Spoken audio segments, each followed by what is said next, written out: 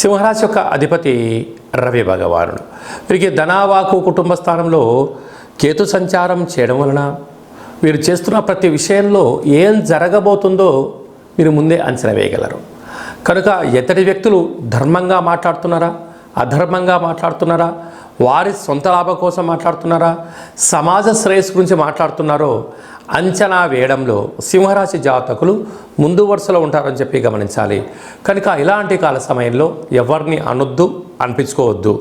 దానివలన మీకు రాబోయే కాలంలో సభల యందు, సమావేశాల యందు అద్భుతమైనటువంటి మీకు సన్మానం జరగబోతుందని చెప్పి గమనించాలి. సప్తమ స్థానంలో శని భగవానుడు సుక్షతకారకుడు అవ్వడం వలన ప్రేమికుల మధ్య, భార్యాభర్తల మధ్య, నూతన వృత్తి ఉద్యోగ వ్యాపారస్తులతో కొత్త పరిచయాలు కలిగినప్పుడు వీలైనంత వరకు మీ లిమిట్స్లో మీరు ఉండే ప్రయత్నం చేయండి.